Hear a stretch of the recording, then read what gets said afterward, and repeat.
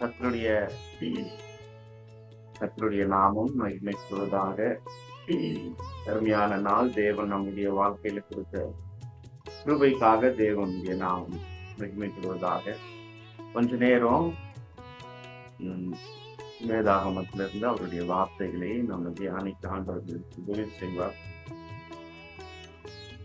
யோவான் எழுதின சுவிசேஷம் 2ஆம் அதிகாரம் 25ஆம் வசனத்துல நம்ம வாசிக்கிறோம். மனுஷர் உள்ளத்தில் இருப்பதை அவர் அறிந்திருந்தபடியால் மனுஷரை குறித்து ஒருவரும் அவருக்கு சாட்சி கொடுக்க வேண்டியதாய் இருக்கவில்லை. நம்மளுடைய ஆண்டவராக இயேசு கிறிஸ்து மனுஷங்களுடைய உள்ளத்தை அவருக்கு யாருமே சொல்ல தேவையில்லை. ஒரு சில பேர் சொல்லுவாங்க, இவங்க இப்படி நினைக்கிறாங்க, இவங்க இப்படி நினைக்கிறாங்க அப்படின்னு சொல்லி தெரிஞ்சுப்போம். சில பேர் அது இப்படிதான் நினைக்கிறாங்களா, அது உண்மை கூட கிடையாது. யாருடைய உள்ளத்துல இருக்கிறது யாரும் பெருசா கண்டுபிடிக்கவே முடியாது. வெளியே ஒரு விதமா இருப்பாங்க, உள்ள ஒரு விதமா இருப்பாங்க. ஆண்டவராக இயேசு கிறிஸ்து நம்மளுடைய ரட்சகர், நம்முடைய தேவன். அவர் உள்ளங்களை ஆராய்கிறவர். அவருக்கு யாரும் சொல்ல தேவையில்லை. நம்மளுடைய உள்ளத்துல இருக்கிற வேதனை, கஷ்டம் புரிந்து கொள்கிற தேவன். அவரை உடனே கேட்ச் பண்றவர், உடனே புரிஞ்சு கொள்வார். சீசர்களோட ஒரு இடத்துல யார் பெரியவன் அப்படின்னு யோசிச்சு கொண்டிருக்கிற நேரத்துல இயேசு அந்த இடத்துக்கு என்ன சொன்னாரு? லூக்கா எழுதின சுவிசேஷம் 9ஆம் அதிகாரம் 47ஆம் வசனத்துல நான் வாசிக்கிறோம். சீசர்லாம் அங்க யோசிக்கிறாங்க, யார் பெரியவன், யார் பெரியவன் அப்படின்னு. இப்ப இயேசு வேதத்துல சொல்லியிருக்கு, இயேசு அவர்கள் இருதயத்தின் யோசனைகளை அறிந்து ஒரு சிறு பிள்ளையை எடுத்து அதை தம் அருகே நிறுத்தினார். இயேசு அவர்கள் இருதயத்தின் யோசனையை அறிந்து, அவங்க என்ன யோசிக்கிறாங்க, அவங்க என்ன நினைக்கிறாங்க, அவங்களுடைய மனநிலைமை என்ன, இதெல்லாம் இயேசு அறிந்து.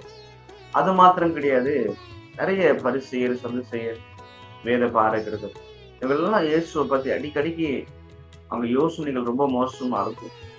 ஆனா வேதத்துல சொல்லியிருக்கு, இயேசு அவர்கள் நினைவுகளை அறிந்து. நீங்கள் உங்கள் இருதயங்களில் பொல்லாதவைகளை சிந்திக்கிறது என்ன?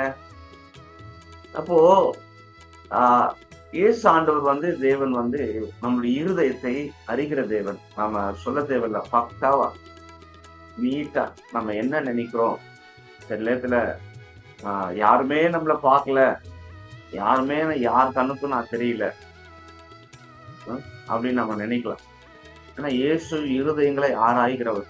மனுஷரை குறித்து மனுஷங்களுடைய உள்ளத்துல என்ன நினைக்கிறாங்க அப்படின்னு அவருக்கு யாருமே சொல்ல தேவையில்லை, யாருமே சொல்ல தேவையில்லை. உதாரணத்துக்கு தானா ஒரு கல்யாணத்துல அங்க ஒரு குறை இருக்கு அப்படின்னு தேவனுக்கு தெரியும். தன்னுடைய தாயா இருக்கிற மரியாள் சொல்றாங்க, இந்த மாதிரி திராட்சை ரசம் குறைபட்டிருக்கு அப்படின்னு சொல்லும்போது என்னுடைய நேரம் இன்னும் வரல அப்படின்னு அவருக்கு தெரியும். அவருக்கு எல்லாமே தெரியும். அவருடைய உள்ளங்கள் தெரியும், அவருடைய இருதயம் தெரியும், நாம என்ன நினைக்கிறோம் எல்லாம் அவருக்கு தெரியும். அதனால நம்மளை புரிஞ்சுக்கிறதுக்கு யார் இல்லை அப்படின்னு நம்ம நினைக்கலாம். இல்லை என்னை புரிஞ்சு யாருமே கண்டுக்க மாட்டேன்றாங்கன்னு தெரியலையே நம்ம நினைக்கிறோம். ஆனா ஒரு சத்தியம் என்ன அப்படின்னா, நம்மளுடைய இருதயத்தை அவர் அறிந்திருக்கிறார். நம்ம நினைக்கிறது என்ன அப்படின்னு ஏசப்பாவுக்கு தெரியும். அவர் அருமையான தேவன். அவர் வாழ்ந்த நாட்கள்ல அநேக இடத்துல தங்கள் யோசனையை அறிந்து, தங்களுடைய இருதயத்தின் நினைவுகளை அறிந்து, அவர் இப்படியாய் சொன்னார், இப்படியாய் பேசினார்.